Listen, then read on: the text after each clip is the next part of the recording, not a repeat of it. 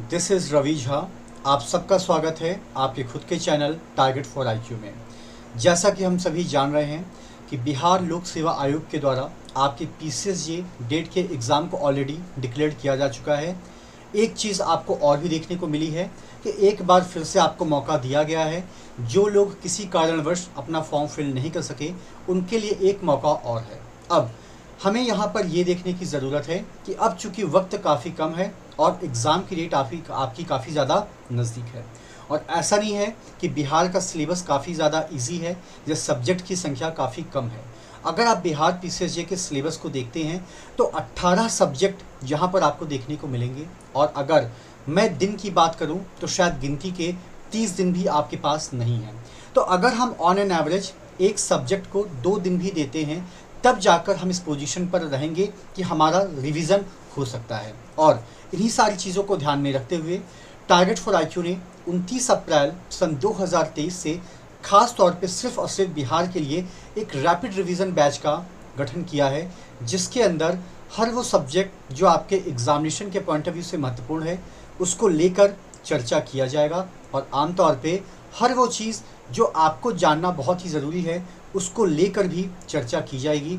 तो अगर आप इस बैच में एनरोल होना चाहते हैं तो आप दिए गए नंबर 7500110314 पे कॉल या मैसेज करके एनरोल कर सकते हैं। अब आप लोगों ने ये देखा कि इसी एक्ट के पहले पार्ट के अंदर जिस एक्ट का नाम है the arbitration and conciliation act 1996, जहाँ पर मैं यानी कि रवि झा आपके साथ लगभग हमने 50-60 सवालों का जिक्र किया था, और आज हम लोग इसके दूसरे पार्ट में हैं जहाँ पर एक बार फिर आपके साथ मैं इसके बचे हुए बहुविकल्पीय प्रश्नों को लेकर आपके साथ चर्चा करूँगा, और ये सभी के सभी प्रश्न आपके एग्जामिनेशन के पॉइंट ऑफ व्यू से महत्वपूर्ण है, तो इसको तो आपको ज़रूर देखने की ज़रूरत है।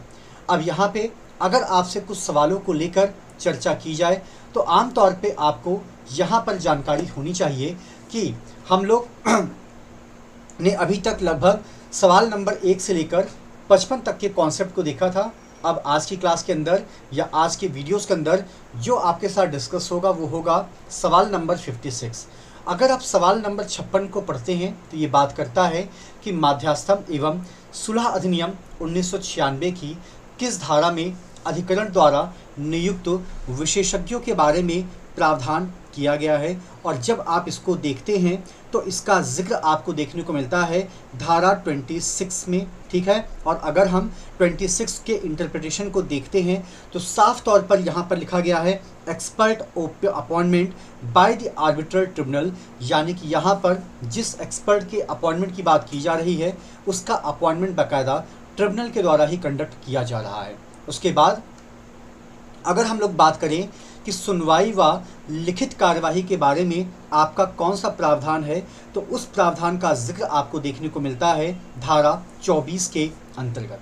उसके बाद अगर हम लोग बात करते हैं कि मध्यस्थम और सुलह अधिनियम 1996 की कौन सी धारा दावे और प्रतिरक्षा के कथन के बारे में प्रावधान करती है, तो इसका जिक्र धारा 23 के अंदर आपको देखने को मिलता है। उसके बाद अगर हम लोग देखते हैं कि पक्षकारों को मध्यस्थम कार्यवाही में प्रयुक्त की जाने वाली भाषा या भाषाओं पर करार करने की स्वतंत्रता होती है, और ये कॉन्सेप्ट आपको किस धारा के अंदर देखने को मिलता है, तो ये धारा 22 है जो आमतौर पर लैंग्वेज को लेकर आपसे बात करता है। उसके बाद अगर हम लोग बात करते हैं कि धारा 21 के अनुसार मध्यस्थम कार्यवाही कब आरंभ हुई मानी जाती है, तो आमतौर पे इसका जिक्र आपको देखने को मिलता है जिस दिन विवाद को मध्यस्थ को प्रेषित किया हम लोग मानते हैं। उसके बाद जब हम सवाल नंबर 61 पर आते हैं तो आमतौर पे मध्यस्थम पंचायत के आदेश के विरुद्ध अगर अपील उच्च न्यायालय में की जाती है तो उसकी परिसीमा क्या होगी, तो उसकी परिसीमा को लेकर जो जिक्र यहाँ पर किया गया है वो 90 दिन का किया गया है। उसके बाद जब हम लोग बात करते हैं कि पंचायत की आपत्ति हेतु परिसीमा अवधि अमूमन आपकी क्या होती है, तो ये अवधि आपकी होती है 30 दिनों की। उसके बाद जब हम लोग देखें कि मध्यस्थम अधिकरण अतिरिक्त मध्यस्थम पंचायत कितने समय के भीतर देगा, तो वो देता है आपका 60 दिन के भीतर, वो भी अनुरोध प्राप्ति की तिथि से।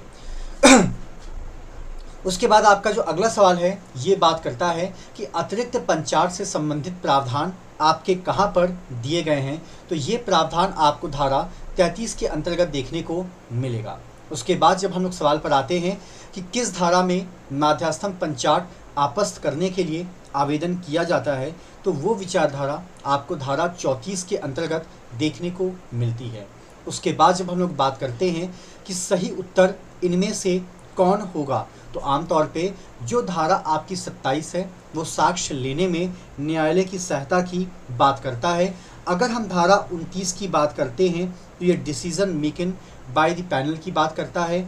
उसके बाद जब हम धारा 30 की बात करते हैं तो ये सेटलमेंट की बात करता है, और जब हम धारा 31 की बात करते हैं तो ये आर्बिट्रल अवार्ड के कंटेंट की बात करता है। तो यहाँ पर जो विकल्प आपका सी है ये आपका मोस्ट अप्रोप्रिएट विकल्प माना जाता है। उसके बाद जब हम लोग बात करते हैं कि अंतर्राष्ट्रीय वाणिज्यिक माध्यास्थम से भिन्न माध्यास्थम में माध्यास्थम अधिकरण अपने समक्ष प्रस्तुत विवाद का विनिश्चय करेगा, और ये आपको कहाँ पर देखने को मिलता है, तो इसका जिक्र आपको देखने को मिलता है कि भारत में तत्सम प्रवृत्ति मूल विधि के अनुसार। उसके बाद जब हम लोग बात करते हैं कि समझौता आपका प्रावधानित किया गया है आपके किस धारा के अंतर्गत, तो इसका जिक्र आपको देखने को मिलता है धारा 30 के अंतर्गत, जो अमूमन सेटलमेंट को लेकर ही बात करता है। उसके बाद अगर हम लोग बात करते हैं कि धारा 29 के अधीन प्रक्रिया संबंधी प्रश्न का विनिश्चय किसके द्वारा किया जाता है या किसके अंतर्गत किया जाता है, तो ये किया जाता है आपका पीठासीन मध्यस्थ के बहुमत के द्वारा। उसके बाद जब हम लोग बात करें कि निम्नलिखित में से किन आदेशों की अपील होती है, तो आमतौर पे धारा 9 के अधीन किसी उपाय को मंजूर करना या इनकार करना, धारा 34 के अधीन पंचाट आपस्त करना या आपस्त करने से इनकार करना, या धारा 16 की उपधारा 2 या उपधारा 3 में निर्दिष्ट अभिवचन स्वीकार करते हुए, तो ये तीनों ही परिस्थितियाँ आपकी बिल्कुल सही बैठती है। उसके बाद जब हम लोग बात करते हैं कि माध्यस्थम पंचाट के विरुद्ध उपाय किस अध्याय में आपका उल्लेखित किया गया है, तो इसका जिक्र आपको धारा के अध्याय 7 में देखने को मिलता है। उसके बाद जब हम लोग बात करते हैं कि खर्च से आपका तात्पर्य क्या है, तो खर्च से जो आपका तात्पर्य है उसका जिक्र आपको देखने को मिलता है मध्यस्थों और साक्षियों की फीस और व्यय के बारे में, विधि फीस तथा अन्य व्यय के बारे में, पर्यवेक्षण करने वाली संस्था की प्रशासन फीस तथा पंचाट के संबंध में उपगत का अन्य व्यय, और ये सभी के सभी विकल्प आपके बिल्कुल सही हैं। उसके बाद अगर हम लोग देखते हैं कि धारा 31 के सब क्लॉज 8 के अधीन माध्यास्थम अधिकरण निम्नलिखित को निर्दिष्ट करता है, तो ये आपको देखने को मिलता है खर्च का हकदार पक्षकार के रूप में वह पक्षकार जो खर्च का संदाय करेगा, खर्च की रकम तथा वह रीति जिसमें खर्चे का संशय किया जाता है, और उपरोक्त सभी आपके जवाब बिल्कुल सही होंगे। उसके बाद जब हम लोग बात करते हैं कि माध्यास्थम कार्यवाहियों पक्षकारों के करार के अनुसार तय की गई तिथि से प्रारंभ होती है, परंतु इस बारे में पक्षकारों के बीच करार ना हो, ये आपका क्या कहलाता है, तो ये आपका कहता है कि प्रत्यक्षी द्वारा अनुरोध की तिथि पर। उसके बाद जब हम लोग देखते हैं कि माध्यास्थम अधिकरण आपका क्या विनिश्चय करता है, तो ये विधि के अनुसार की बात भी करेगा और संविदा के शर्तों के अनुसार भी बात करता है। उसके बाद जब हम लोग देखते हैं कि आमतौर पे मध्यस्थम अधिकरण विशिष्ट विवादों के निर्धारण हेतु किसकी सहायता ले सकता है, तो ये विशेषज्ञ की सहायता अमूमन लेता है। उसके बाद अगर हम लोग देखें कि माध्यास्थम अधिकरण की शक्ति में आपकी किन चीज़ों को सम्मिलित किया गया है, तो इसका जिक्र आपको पक्षकार के रूप में देखने को मिलेगा। उसके बाद जब हम लोग अगले सवाल पर आते हैं कि मध्यस्थम पंचाटों की अंतिमतता और उसका प्रवर्तन किस अध्याय और किस धारा में प्रावधानित करता है, तो ये बताया है अध्याय 8 के धारा 35 व 36 के अंतर्गत। उसके बाद अगर हम लोग देखते हैं कि निम्नलिखित में से आपका कौन सा कथन गलत है, तो एक माध्यास्थम पंचाट एक संविदा है, सही है ये। एक माध्यास्थम पंचाट को अनिवार्यता लिखित एवं हस्ताक्षरित होना चाहिए, ये भी सही है। एक माध्यास्थम पंचाट में एक अंतरिम पंचाट भी सम्मिलित है, ये भी आपका बिल्कुल सही है। उसके बाद यहाँ पर एक क्वेश्चन आपसे चैप्टर के कोरिलेशन के बारे में पूछा जा सकता है, तो यहाँ पे जब हम लोग चैप्टर नंबर 7 की बात करते हैं तो ये बात करता है आपके रिकोर्स अगेंस्ट आर्बिट्रल अवार्ड यानी कि माध्यस्थम पंचाट के विरुद्ध उपचार। अध्याय अगर हम लोग 8 की बात करते हैं तो ये बात करता है finality and the enforcement of the arbitral award यानी कि माध्यस्थम पंचाटों की अंतिमता और उनके प्रवर्तन के संदर्भ में। उसके बाद जब हम अध्याय 9 की बात करते हैं तो ये बात करता है अपील के संदर्भ में, और उसके बाद जब हम अध्याय 10 की बात करते हैं तो ये बात करता है मिसलिनियस के संदर्भ में, और इस आधार पे आपका जो विकल्प चौथा है वो बिल्कुल सही होगा। उसके बाद जब हम लोग देखते हैं कि निक्षेप से संबंधित प्रावधान आपके कहाँ पर दिए गए हैं तो ये प्रावधान आपको धारा 38 में देखने को मिलते हैं। उसके बाद जब हम 82 पे आते हैं तो ये बात करता है कि किन आदेशों की अपील हो सकती है। तो आमतौर पे जितने भी यहाँ पर आपको विकल्प दिए गए हैं, चाहे आप धारा 9, 34 की बात कर लें, 16, 2 और 3 की बात कर लें या 17 की बात कर लें, इन सभी में आपको अपील का प्रावधान देखने को मिलता है। उसके बाद यहाँ पर फिर से आपके सामने एक सुमिलित का शब्द या प्रचलन निकल कर आया है। तो यहाँ पे जब हम धारा 35 की बात करते हैं तो ये finality of the arbitral award की बात करता है। जब धारा 36 की बात करते हैं तो ये उनके इन्फोर्समेंट की बात करता है। जब धारा 37 की बात करते हैं तो ये अपीलीय आदेशों की बात करता है। उसके बाद जब हम धारा 38 की बात करते हैं तो ये डिपॉजिट की बात करता है। उसके बाद जब हम धारा 42 की बात करते हैं तो ये अधिकारिता की बात करता है, और जब हम धारा 43 की बात करते हैं तो ये लिमिटेशंस की बात करता है। और इस हिसाब से ये सारे के सारे सीक्वेंस आपके क्या हैं, बिल्कुल सही दिए गए हैं, यानी कि विकल्प 1, 2, 3, 4 और 5। ठीक है। उसके बाद जब हम यहाँ पे सही उत्तर को सुमिलित करने की बात करें तो धारा 35 में finality of the arbitral award देखने को मिलेगा। ठीक है। धारा 37 की बात करते हैं तो अपीलीय आदेश आपको देखने को मिलता है। तो इस हिसाब से जो आपका 84 है, ठीक है, जो कि 37 में आपके अपीलेबल ऑर्डर की बात की गई है, तो इस हिसाब से 84 का जो बी है वो बिल्कुल आपका सही माना जाएगा। हालांकि जो आपका 38 है ये भी आपका डिपॉजिट यानी कि निक्षेप की बात करता है, और जब हम धारा 36 की बात करते हैं तो ये भी आपका प्रवर्तन की बात करता है, और जब हम धारा 35 की बात करते हैं तो ये आपका प्रवर्तन तो नहीं लेकिन हाँ finality of the arbitral award की बात ज़रूर करता है। तो हो सकता है कि यहाँ पर प्रिंटिंग मिस्टेक हो गया हो, क्योंकि यहाँ पर 37 भी सही है, 38 भी सही है और आपका 36 भी सही है। तो यहाँ पे गलत उत्तर सुमिलित करने का प्रश्न हो सकता है। ठीक है। उसके बाद जब हम लोग धारा 35 की बात करते हैं तो 35 के अंदर इस बात का प्रावधान किया गया है कि पक्षकारों को तथा उनसे उत्पन्न अधिकार के अधीन दावा करने वाले व्यक्तियों पर यह संविदा आपकी अप्लाई होती है। उसके बाद फिर अगर हम धारा 35 की बात करते हैं तो ये बात करता है आपके अंतिम अधीन के फैसले के बारे में। उसके बाद अगर हम लोग बात करते हैं कि भाग 3 आपका लागू होता है तो ये बात करता है आपका आमतौर पे विधिक संबंध से अद्भुत विवादों की सुलह को और उससे संबंधित सभी कार्यवाहियों के ऊपर। उसके बाद जब हम लोग बात करते हैं कि जहां न्यायालय का यह समाधान हो जाता है कि विदेशी पंचाट या उस अध्याय के अधीन प्रवर्तनीय है और वहां पंचाट को उस न्यायालय की डिग्री समझा जाएगा प्रावधानित है, ये विचारधारा आपको किस सेक्शन के अंदर देखने को मिलती है तो ये बताता है धारा 58 के तहत जो बात करता है फॉरेन अवार्ड को, जिसको कि हम लोग विदेशी पंचाट के नाम से भी जानते हैं।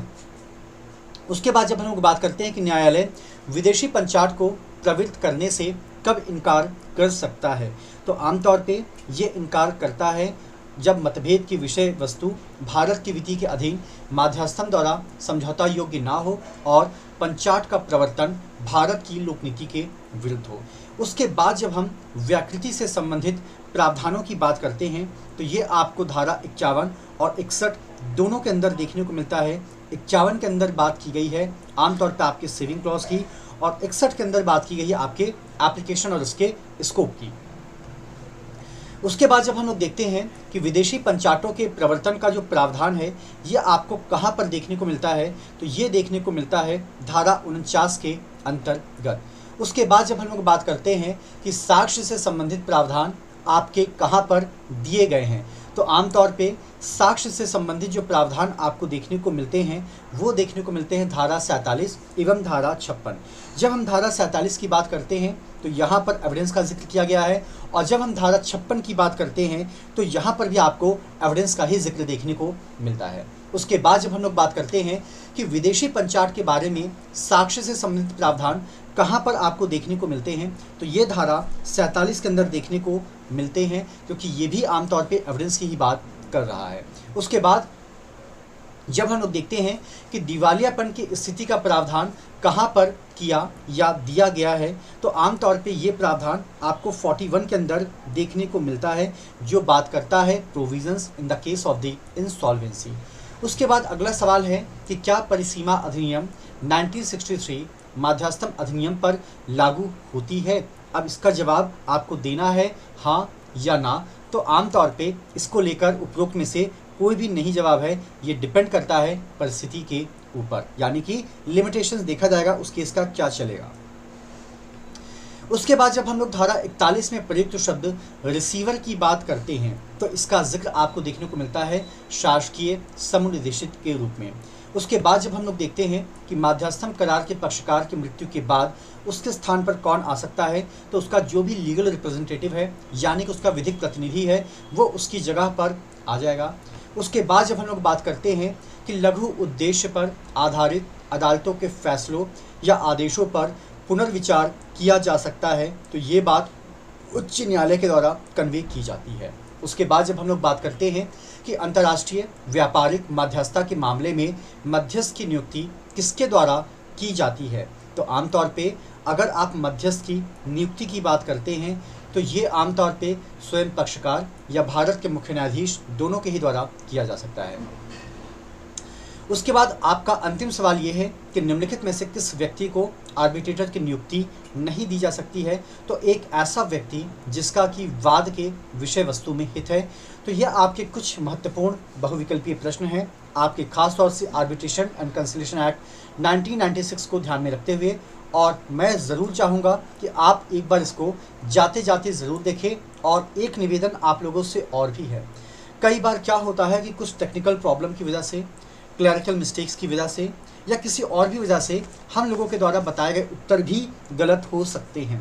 तो आमतौर पे जब कभी आप बहुविकल्पीय प्रश्नों को सॉल्व करें, चाहे आप हमारे माध्यम से कर रहे हो, किसी बुक के माध्यम से कर रहे हो या कहीं से भी करें, तो एक बार ज़रूर उसके कॉन्सेप्ट को बुक से देखने की कोशिश करें। इससे क्या होगा, एक तो उस उत्तर को लेकर आपको कन्फर्मिटी आ जाएगी, पहली बात।